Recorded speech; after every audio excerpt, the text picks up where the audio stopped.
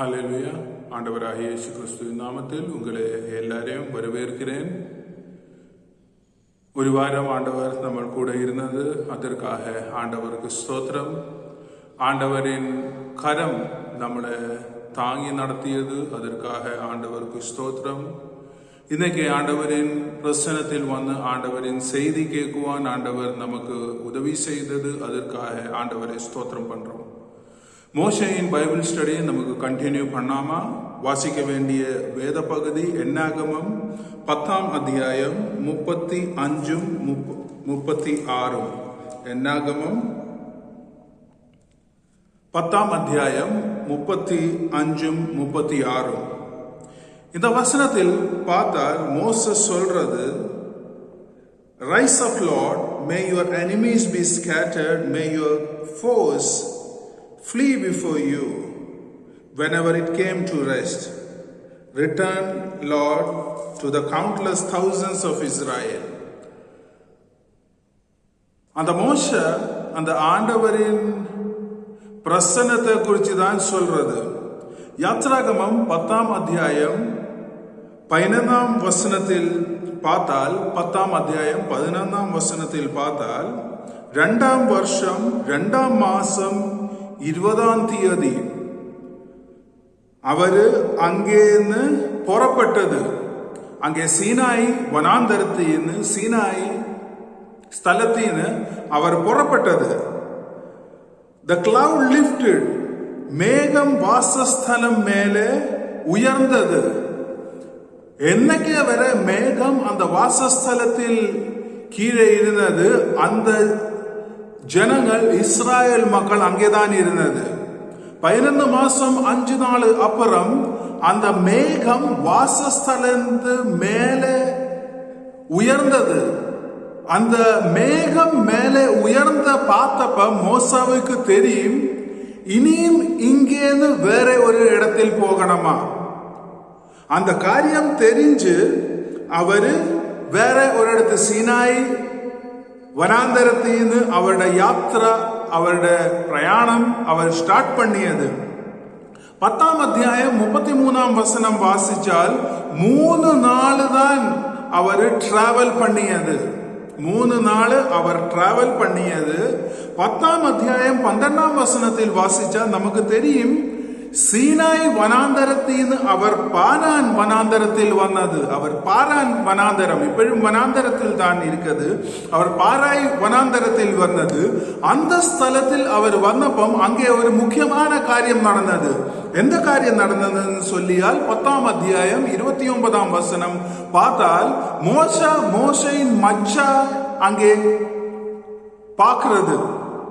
அங்கே 29ஆம் அத்தியாயத்தில் பார்த்தால், அங்கே மோசவின் மச்சானே ஹோபாபே மோசைக்கு கிடைச்சது. அங்கே ஹோபாபினை பார்த்தப்ப மோசே அவரோடு சொல்றது, கம், என் கூட நீ வா. எதற்காக வரணும்? The Lord promised us good things. ஆண்டவர் நமக்காக ரொம்ப நல்ல காரியங்கள், ரொம்ப நல்ல ஆசீர்வாதம், ரொம்ப நல்ல வாக்தத்தம் ஆண்டவர் நமக்கு நல்கியது. அப்படி சொல்லியால் மோசே சொல்றது, இந்த கூட்டத்தை நீ பார்த்தால் இந்த கூட்டம் வாக்தத்தத்தின் கூட்டம் தான். இந்த கூட்டத்துக்கு ஒரு வாக்தத்தம் கிடைச்சது. இந்த கூட்டத்துக்கு கூட ஆண்டவர் இருக்கிறது. ஆண்டவரின் வாக்தத்தம் இந்த கூட்டத்தில் இருக்கிறது. அதற்காக தான் நீ வா. அந்த நேரத்தில் ஹோபாப் சொல்றது, வேண்டாம் வேண்டாம், நான் இங்கே தான் தங்குமா, எனக்கு வரவே வேண்டாம். அப்ப திரும்பி மோசே அவனோடு சொல்றது, ஹோபாப் அந்த 31ஆம் வசனம், அந்த 31ஆம் வசனத்தில், please do not leave us. You know where we should camp in the wilderness and you can be our eyes. அப்படி சொல்லியால் மோசே அவர் ஹோபாபோடு சொல்றது, ஹோபாபே, உனக்கு இந்த வனாந்தரம் தெரியும். ரொம்ப ஆசீர்வாதமான ரீதியில் உனக்கு இந்த வனாந்தரம் தெரியும். ஒரு மேப்பராக நீ இந்த வனாந்தரத்தில் இருந்தது நீ இந்த வனாந்தரத்தில் இருக்கிறது, இந்த வனாந்தரத்தில் எல்லாமே உனக்கு தெரியும். அதற்காக நீ என் கூட இருந்தால் எனக்கு அது ஆசீர்வாதமாய் மாறும். அதுதான் மோசே சொல்றது. மோசேக்கு ரொம்ப ஆசீர்வாதம் இருக்கிறது. ஆண்டவர் மோசே கூட இருக்கிறது. ஆண்டவரின் கிருபை மோசே கூட இருக்கிறது. இந்த டைமிலும் மோசேக்கு தெரியாத காரியம் வேற ஒராக்கு தெரியும். அந்த காரியம் மோசேக்கு தெரிஞ்சப்பம் அந்த ஆளிനെ மோசே கூட ஜாயின் பண்ணுவான்.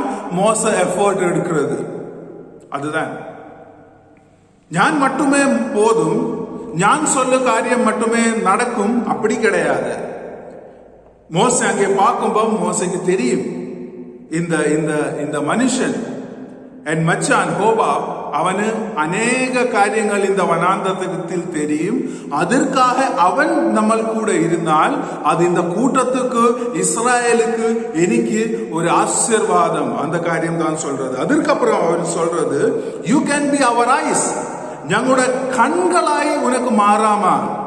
அப்படி சொல்லியால்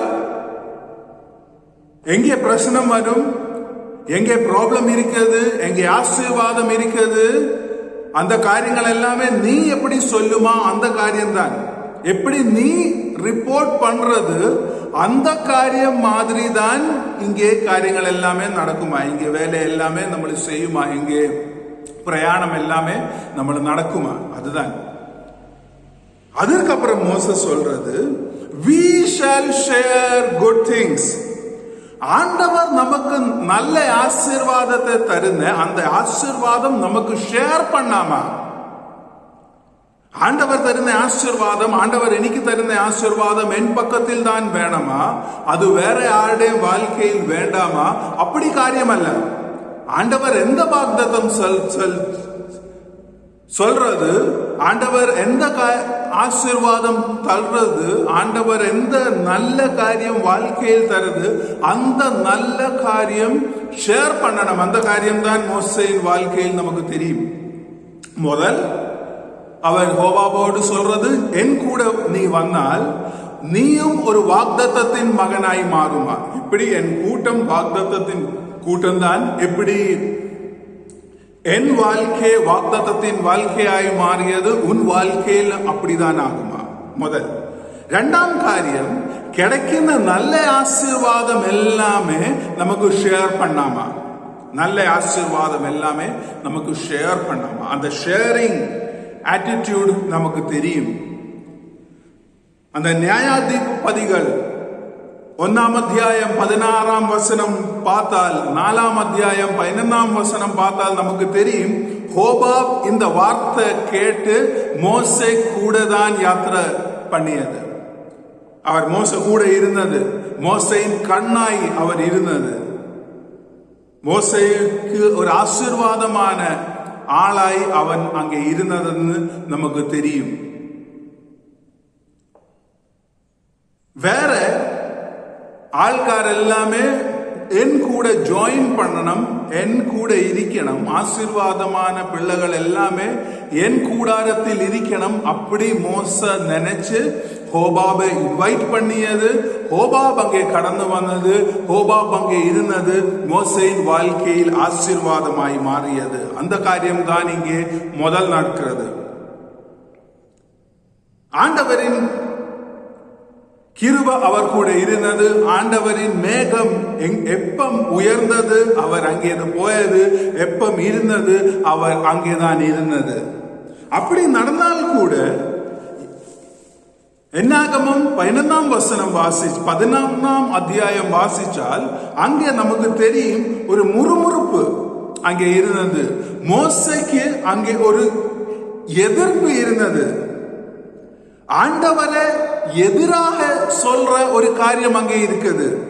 11 அத்தியாயம் முதல் வார்த்தை சொல்றது, now the people complain about their hardship. அங்கே மக்கள் அவருடைய வாழ்க்கை கடினமான வாழ்க்கையாய் மாறியது. அந்த காரியம் சொல்றது கொஞ்சம் கவனிச்சு பாரு. 11 மாசம் அவர் சீனாய் வனாந்தரத்தில் இருந்தது. அதுக்கப்புறம் 3 நாள் அவர் யாத்திரா பண்ணியது. இந்த 3 நாள் யாத்திரா பண்ணியப்பம் அங்கே ஈஜிப்டின் சீனாய் வரை அவர் யாத்திரா செய்து பிரயாணம் செய்து வந்தது, அந்த காரியம் அவர் மறந்து போயது. 11 மாசம் ஒரு இடத்து உட்கார்ந்து இப்போ ഫ്രണ്ടിലോട്ട് മുന്നോട്ട് പോകാൻ മുടിയാത്ത ഒരു സൂനലയായി മാറിയത്. கொஞ்சம் நடந்தப்பம் கைவலி, கொஞ்சம் நடந்தப்பம் காலுவலி, கொஞ்சம் நடந்தப்பம் ரொம்ப பசி, தண்ணி இல்ல. இந்த கடினமான காரியங்கள் எல்லாமே அவருக்கு தெரிஞ்சு அவர் சொல்றது, ഞങ്ങളുടെ வாழ்க்கை ரொம்ப கடினமான வாழ்க்கையாயது. 3 நாள் பிரயாணம் பண்ணி ரொம்ப கடின காரியம் வாழ்க்கையில் நடந்தது. அது மட்டுமே அல்ல, அவர் சொல்றது ഞങ്ങൾ நடக்கிறது പക്ഷെ ஒண்ணுமே கிடைக்கவே இல்ல. 4ஆம் வசனத்தில் அவர் சொல்றது, if only we had meat to eat, இறைச்சி சாப்பாடுக்கு கிடைச்சால் எனக்கு ரொம்ப பலம் கிடைக்குமா? இப்ப இறைச்சி இல்ல, அதற்காக பலம் கிடையாது. அது மட்டுமே அல்ல, அவர் சொல்றது, we remember the fish we ate in Egypt at no cost. ஈஜிப்டில் காசு இல்லாம மீன் சாப்பிடுறது, அதுதான் சொல்லியது. முதல் அவர் சொல்லியது ஈஜிப்டில் பெரிய இறைச்சி கிடைச்சது, அதுதான் அவர் சொல்லியது. அன்னைக்கே ஆண்டவரின் அடி கிடைச்சது. அதற்காக இப்போ அந்த இறைச்சியின் காரியம் சொல்லாம அவர் மீனின் காரியம் சொல்லியது. மீன் ஃப்ரீயாய் தான் கிடைச்சது, மீன் ஃப்ரீயாய் தான் கிடைச்சது. மீன் மட்டுமே அல்ல, அவர் சொல்றது அங்கே குக்கும்பர் கிடைச்சது, வெள்ளரிக்காய் கிடைச்சது, மெலன் கொமுடிக்கை கிடைச்சது, லீக்ஸ் கீரை கிடைச்சது, ஒனியன் வெங்காயம் கிடைச்சது, கார்லிக் பூண்டு கிடைச்சது. இந்த காரியங்கள் எல்லாமே அங்கே கிடைச்சது. இந்த காரியங்கள் எல்லாமே அங்கே கிடைச்சிக்கும்பம் அங்கே அடிமத்தம் கிடைச்சது. அது அவர் சொல்லாம இருக்கிறது. அங்கே அடிமத்தத்தின் வாக்கே அந்த காரியம் சொல்லாம அங்கே மீன் கிடைச்சது, அங்கே வெள்ளரிக்காய் கிடைச்சது, அங்கே கீரை கிடைச்சது, வெங்காயம் கிடைச்சது, பூண்டு கிடைச்சது, இறைச்சி கிடைச்சதுன்னு எல்லாமே சொல்றது கரெக்ட் தான், எல்லாமே கிடைச்சது. പക്ഷെ அதற்கு மேலே ஒரு அடிமத்தம் அங்கே இருந்தது. இங்கே அடிமத்தம் கிடையாது. இங்கே மன்னாதான் கிடைக்கிறது. ഏറ്റവും அருமையான இந்த உலகத்தில் கிடைக்கிற ഏറ്റവും அருமையான ஒரு போஜனம். இந்த சரீரத்துக்கு மட்டுமே அல்ல, ஆத்மாவுக்கும் வேண்ட போஜனம் அவருக்கு கிடைச்சது. பிசிக்கல் ஃபுட்டும் மட்டுமே அல்ல, ஸ்பிரிச்சுவல் ஃபுட்டும் அவருக்கு கிடைச்சது. அந்த காரியம் சொல்லாம கிடைக்கின்ற ஆசீர்வாதம் நினைக்காம கிடைக்காத காரியங்கள் சொல்லி அவர் மோசையோடு ஆண்டவரோடு முறுமுறுத்தது, எதிர்த்தது. இந்த காரியங்கள் மீன், வெள்ளரிக்காய், கொமுடு, கீரை, வெங்காயம், பூண்டு, இந்த காரியங்கள் எல்லாமே வனாந்தரத்தில் கிடைக்க வாய்ப்பே கிடையாது. எல்லாருக்குமே தெரியும், ஒரு சின்ன குழந்தைக்கும் தெரியும் இந்த காரியங்கள். வனாந்தரத்தில் எப்படி மீன் கிடைக்குமா? முடியாது. கிடைக்கின்ற காரியம் ரொம்ப திருப்தியோடு சாப்பிட்டு ஸ்தோத்திரம் பண்ணணும், அதுதான். அந்த காரியம் செய்யாம கிடைக்காத காரியங்கள் சொல்லி அங்கே சண்டை போடுறது. வாழ்க்கையில் சண்டை எப்பவுமே இப்படிதான் வரும். எதற்காக சண்டை வருது? இல்லாத காரியம் பேசிதான் சண்டை வரும். உள்ள காரியம் பேசியால் ஆண்டவரை ஸ்தோத்திரம் மட்டுமே செய்ய முடியும். ஆண்டவர் நல்கியது, ஆண்டவர் தந்தது, ஆண்டவரின் ஆசீர்வாதம். இல்லாத காரியங்கள் நினைச்சால் தான் சண்டை வருமா? இங்கே அவர் இல்லாத காரியங்கள் நினைச்சது. அங்கே இருந்தது, அங்கே அடிமத்தமும் இருந்தது, அங்கே ரொம்ப வேதனை இருந்தது, அங்கே ரொம்ப கண்ணீர் இருந்தது, அங்கே ரொம்ப ரொம்ப ரொம்ப கஷ்டம் இருந்தது, ரொம்ப ஆபரேஷன் இருந்தது ஈஜிப்டில். அந்த காரியங்கள் பேசாம இந்த காரியம் தான் சொல்றது. இங்கே பார்த்தால் அடிமத்தம் கிடையாது, வேலை கிடையாது, ஏசைக்குள்ளேதான் இருக்கிறது. பகல் மேக சம்பவம், ராத்திரி அக்னி தூணுமாய் ஆண்டவரின் பிரசன்னம் அவர் கூட இருந்தது. அவருடைய துணி, அவருடைய செருப்பு, அவருடைய ஒன்றுமே வேண்டாமே எல்லாமே இருக்கிறது. அந்த காரியத்தில் தான் டியூரபிலிட்டி ஆண்டவர் முன்னாகியது. இத்தனை நடந்தது. காலில் செருப்பு பொட்டாமே இருந்தது. ஒரு ரோகமோ ஒரு சளியோ ஒரு பிரச்சனமோ வராம இருந்தது. காரணம் ஆண்டவர் அவர் கூட இருந்தது. அந்த காரியம் தெரியாம தப்பாயுள்ள காரியங்கள் பேசி முறுமுறுக்குது, ஆண்டவரை எதிர் பண்றது. அந்த நேரத்தில் மோசே ஆண்டவரின் பிரசனத்தில் வந்து 11 அத்தியாயம் 11 முதல் 12 வாசிச்சால் மோசே ஆண்டவரின் பிரசனத்தில் வந்து ஆண்டவரோடு சொல்றது, ஆண்டவரே இந்த ஜனத்தை பார்க்கு, இந்த ஜனத்தை ஞான் பெற்றவே கிடையாது. As a nurse carries an infant, எப்படி ஒரு தாய் அந்த பிள்ளை மார்போடு சேர்த்து அந்த பிள்ளை காப்பாக்குறது, ஞான் அது எனக்கு செய்ய முடியாது. அப்படி சொல்லியால் மோசே ஆண்டவரோடு சொல்றது, ஆண்டவரே இந்த ஜனம் என்னுடைய ஜனம் கிடையாது, அதற்கு மேலே அது ஆண்டவரின் ஜனம் தான். காரணம் விடுதல் ஆண்டவர் தான் கொடுத்தது, மோசே கொடுத்தது அப்படி கிடையாது, ஆண்டவர் தான் கொடுத்தது. வாழ்க்கையில் வேண்ட ஆசீர்வாதம் எல்லாமே ஆண்டவர் தான் கொடுக்கிறது. அப்போ ஆண்டவர் ஒரு தாயாக இந்த பிள்ளைகளை மார்போடு வைக்கிறது.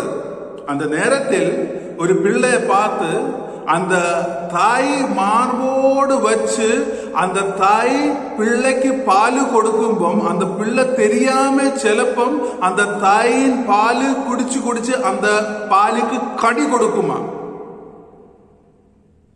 அந்த வேதனையும் தாய் ரொம்ப அருமையோடு ரொம்ப அன்போடு அந்த வேதனை அப்படி நினைச்சு இது என் பிள்ளைக்கு ஆசீர்வாதம் நினைச்சு அந்த பிள்ளை மார்போடு அப்படி செய்யாம கொஞ்சம் கூட மார்போடு வச்சு அந்த பிள்ளையின்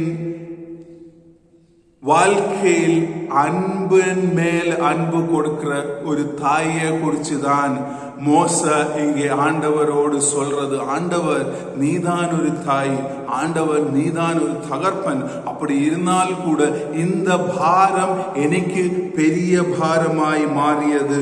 அந்த காரியம் தான் அவன் சொல்றது. 15ஆம் வசனத்தில் அவர் சொல்றது, லார்ட் this burden is 14ஆம் வசனம், the burden is too heavy for me. இந்த பாரம் எனக்கு பெரிய பாரமாய் மாறியது, அதிகமாக இந்த பாரம் எனக்கு இருக்கிறது, எந்தோ செய்யணும் எனக்கு தெரியாம இருக்கிறது. அதற்கப்புறம் அவன் சொல்றது, ஆண்டவரே if you want kill me, ஆண்டவரே என்ன பனிஷ் பண்ணு, என்ன கில் பண்ண. எரேமியாவின் தீர்க்க தரிசனம் 15ஆம் அத்தியாயம், எரேமியா தீர்க்க தரிசனம் 15ஆம் அத்தியாயம் 18ஆம் வசனம், எரேமியா தீர்க்க தரிசனம் 15:18 சொல்றது, why is my pain unending and my wounds grievous and incurable. அப்படி சொல்லியால் என் நோவு நித்திய காலமும் இருக்குது. எரேமியா சொல்றது, என் நோவு நித்திய காலமும் இருக்குது. இந்த நோவு வாழ்க்கையில் போகாம என் காயம் ஆழ்ந்த புண்ணு ஆக இருக்குது, என் காயம் புண்ணாக தான் இருக்குது, ஒரு மாற்றம் இல்ல. எதற்காக இப்படி அப்படி சொல்லியால் ரொம்ப பாரம். எரேமியா வாழ்க்கையில் தீர்க்க தரிசனத்தின் வாழ்க்கையில் தீர்க்கதர்சியின் வாழ்க்கையில் வந்தது. அதுதான் அவன் சொல்றது, நித்தியமாக நோய் இருக்குது, நித்தியமாக காயம் இருக்குது. ஜெரமியா மட்டுமே அல்ல, ஏலியா தீர்க்கதரிசியின் வாழ்க்கையில் பார்த்தால் 1 ராஜாக்கள் 19ஆம் அத்தியாயம் 4ஆம் வசனத்தில் அவர் சொல்றது, I have enough, O Lord, take my life. I am no better than my ancestor. ஆண்டவரே, இது போதும், இனியும் வேண்டாம், ரொம்ப பாரம் என் வாழ்க்கையில் இருக்குது, உனக்காக ரொம்ப வேலை செய்தது இது மட்டுமே, இனி இதற்கு அப்புறம் எனக்கு போக முடியாது. மோச மாதிரி எலியாவும் அந்த காரியம் தான் சொல்றது. அந்த நேரத்தில் ஆண்டவர் வந்து ஏலியாவோடு பேசுறது, எப்படி செய்யணும் ஆண்டவர் ஏலியாவோடு சொல்றது. 9ஆம் வசனத்தில் 8ஆம் வசனத்தில், So he got up, ate and drank, strengthened by that food. He traveled 40 days and 40 nights until he reached Horeb, the mountain of the Lord. There he went into a cave and spent his night. யாத்ராகமம் 33:21 முதல் 23 வாசிச்சால் மோசேயின் வாழ்க்கையிலும் இந்த காரியம் தான் நடந்தது. மோசேயின் வாழ்க்கையில் எப்படி ஆண்டவர் பேசியது, ஆண்டவர் ரிவீல் பண்ணியது, அப்படிதான் இங்கே ஏலியாவின் வாழ்க்கையிலும் ஆண்டவர் ரிவீல் பண்ணது. ஊழியத்தில் அநேக நேரத்தில் மோசேயின் வாழ்க்கையில் மட்டுமே அல்ல, ஜெரேமியாவின் வாழ்க்கையில் மட்டுமே அல்ல, ஏலியாவின் வாழ்க்கையில் மட்டுமே அல்ல, நம்மட வாழ்க்கையிலும் இந்த பிரசனம் வருமா? ஆண்டவரே, ஊழியம் பண்றது ஆசீர்வாதம் இல்லாம, ஜனம் கடந்து வராம, ரொம்ப கஷ்டத்தில் இருக்குது, இது போதும், இனியும் எனக்கு வேண்டாம். அந்த நேரத்தில் எப்படி ஆண்டவர் ஏலியாவின் பக்கம் வந்தது, எப்படி ஆண்டவர் மோசேயின் பக்கம் வந்தது, கண்டிப்பாக ஆண்டவர் உன் பக்கத்தில் வந்து, பயப்பட வேண்டாம், ഞാൻ உன்னோடு கூட இருக்கிறது, கண்டிப்பாக இரட்டிப்பான ஆசீர்வாதம் நான் உனக்கு தருவேன்னு ஆண்டவர் கண்டிப்பாக உன்னோடு சொல்லுமா?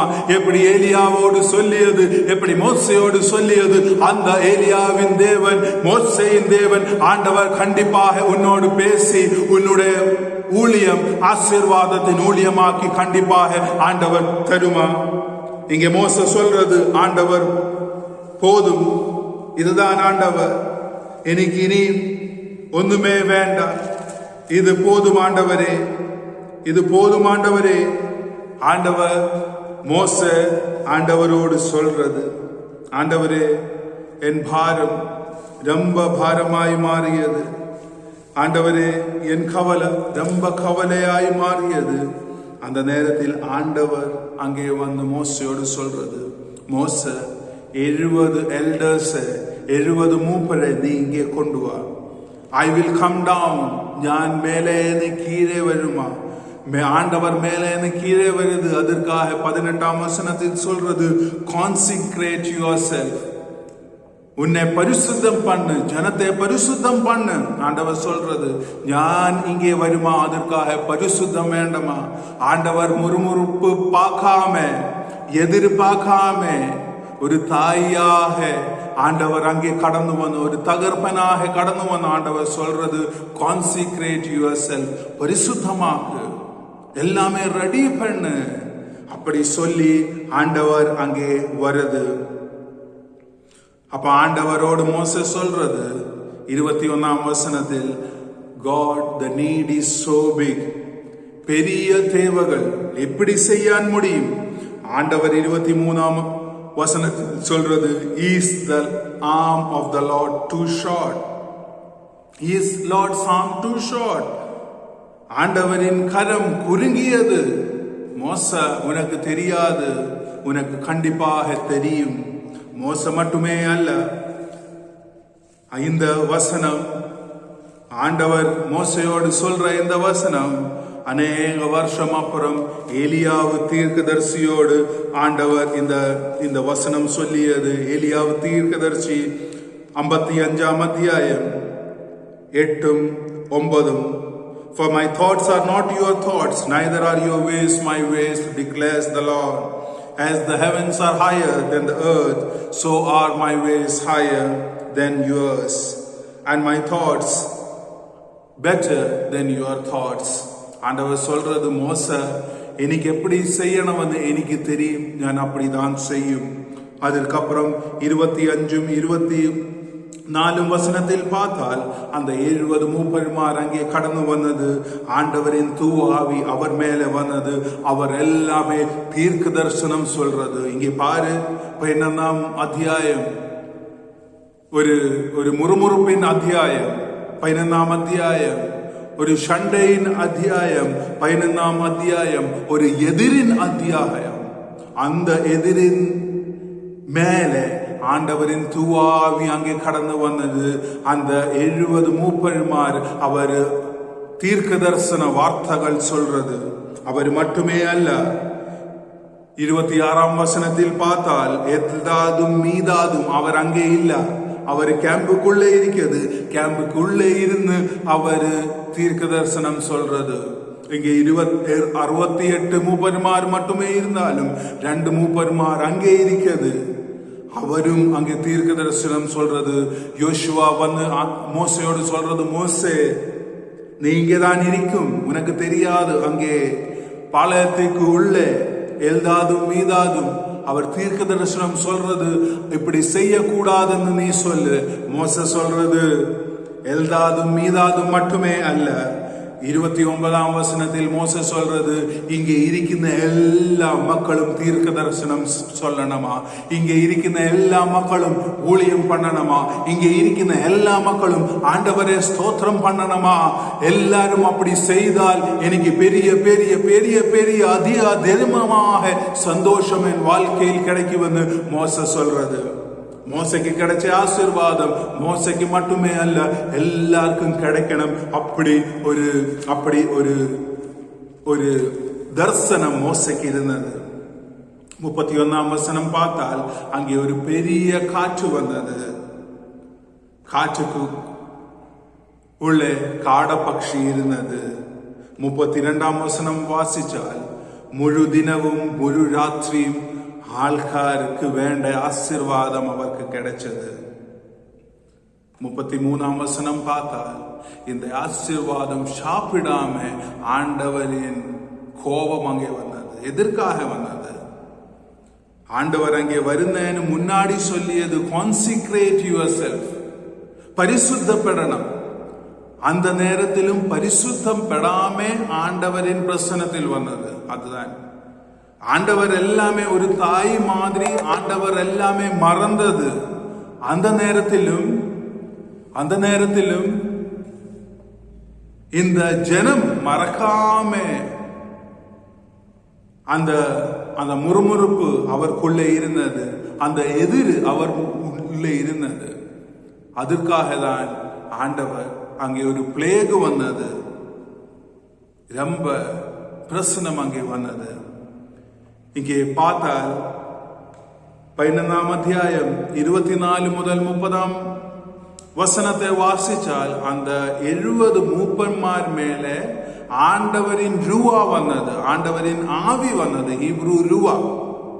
அந்த சேம் காரியம் 15ஆம் வசனம் 31 முதல் 35 பார்த்தால் அந்த ரூவா தான் இந்த காடப்பக்ஷியை அங்கே கொண்டு வந்தது. அப்படி சொல்லியால் ஆண்டவரின் அபிஷேகம், அந்த அபிஷேகம் ஆண்டவரின் ஊழியம் பண்ற, ஆண்டவரின் தீர்க்க தரிசனம் பண்ற அந்த ஜனத்துக்கு மட்டுமே அல்ல, அந்த ஆசீர்வாதம் அங்கே இருக்கின்ற எல்லா ஜனத்துக்கும். அப்படி சொல்லியால் ஆண்டவரின் ஆசீர்வாதம் ஸ்பிரிச்சுவல் ஆசீர்வாதம் கிடையாது, அந்த மெட்டீரியல் ஆசீர்வாதம் இருக்குது. அப்படி சொல்லியால் இந்த ஜனம் இந்த காரியங்கள் முறுமுறுத்தாது இருந்தால் கண்டிப்பாக ஆண்டவர் அவருக்காக அது வச்சது. இவர் முறுமுறுத்தது அதற்காக பிரச்சனம் வந்தது. இவர் முறுமுறுப்பத்தாது அங்கே இருந்தால் கண்டிப்பாக இந்த காரியங்கள் எல்லாமே அங்கே வருமா? காரணம் ஆண்டவர் அது வச்சது, அந்த ரூஹா அங்கே ப்ரிப்பேர் பண்ணியது. இந்த ஆண்டவரின் பிரசன்னத்தில் நம்ம வரும்போது ரொம்ப பயபக்தியோடு ரொம்ப பரிசுத்தமாக ரீதியில் இருந்து எப்படி சொல்றது, ஆண்டவரின் மேகம் அங்கே இருந்தப்பம் ஜனம் அங்கேதான் இருந்தது. ஆண்டவரின் வேகம் எப்பம் உயர்ந்தது, அந்த ஜனம் உயர்ந்தது. இந்த நாட்களில் ஆண்டவரின் மேகம் என் பக்கத்தில் இருக்கிறது, என் குடும்பத்தில் இருக்கிறது, என் திருச்சபையில் இருக்கிறது. அந்த காரியம் இந்த லாக்டவுனில், இந்த கொரோனா காலத்தில் நமக்கு தெரியணும். அந்த காரியம் தெரிஞ்சு ஆண்டவர் நம்மளை எங்கே போக சொல்றது, அங்கே போய் ஆண்டவரின் சித்த பிரகாரம் செய்தால் கண்டிப்பாக ஆண்டவரின் ஆசீர்வாதம் எப்படி மோசைக்கு கிடைச்சது, எப்படி அந்த ஜனத்துக்கு சாப்பாடு கிடைச்சது, கண்டிப்பாக நமக்கு கிடைக்கும். வாழ்க்கையில் பரிசுத்தம் இருந்தால் அந்த ஜனத்துக்கு கிடைச்ச பனிஷ்மெண்ட் நமக்கு கிடைக்காம ஆசீர்வாதம் மட்டுமே இருக்கும். மோச சொல்றது, ஒரு வாக்தத்தத்தின் மக்கள் ஆய் நீங்கள் மாறணுமா? மோச சொல்றது, ஒரு நன்மையின் மக்களாய் மாறணுமா? இந்த நாட்களில், இந்த வாரத்தில் நம்ம ஒரு வாக்தத்தத்தின் மக்களாய் ஆண்டவரின் வாக்தத்தம் கிடைச்சு, ஆண்டவரின் நன்மை கிடைச்சு அநேகருக்கு ஆசீர்வாதமாய் மாறுவான். நமக்கு ஆண்டவரின் பிரசனத்தில் நம்மளை ஒப்பு கொடுக்காம இந்த வசனத்தில் ஆண்டவர் நம்மளை ஆசீர்வாதப்படுத்தணுமா? ഞങ്ങളെ நேசிக்கிற பரலோக பிதாவே, கர்த்தாவே, இந்த வாரத்தில் ஆண்டவரின் வாக்தத்த பிரதி தெரிஞ்சு அந்த வாக்தத்தம் என் வாழ்க்கையில் கிடைக்குவான் ஆண்டவர் உதவி செய்யணும். ஆண்டவரின் வாக்தத்தத்தின் நல்ல ஆசீர்வாதம் எல்லாமே என் வாழ்க்கையில் கிடைக்கணும். பாரங்கள் எல்லாமே ஆண்டவர் எடுத்து ஒரு அருமையான வாழ்க்கையாக்கி ஆண்டவர் மாற்றணும். இந்த செய்தி கேட்கிற ஜனத்துக்கு மேலே எல்லாம் ஆண்டவரின் தூவாவின் பலம் வந்து அவருடைய நோய்கள், அவருடைய வேதனைகள் எல்லாமே மாறுவான். ஆண்டவரோடு ஜெபம் பண்றது. ஆண்டவர் ഞങ്ങളുടെ ஜெபத்தை கேட்டு ഞങ്ങളെ ஆசீர்வதித்ததற்காக நன்றி. எல்லா துதிகட மகிமை உமக்கு தான். இயேசுவின் மூலம் ஜெபம் கேட்க நல்ல பிதாவே, ஆமென். ஆண்டவர் நம்மளை ஆசீர்வதிக்க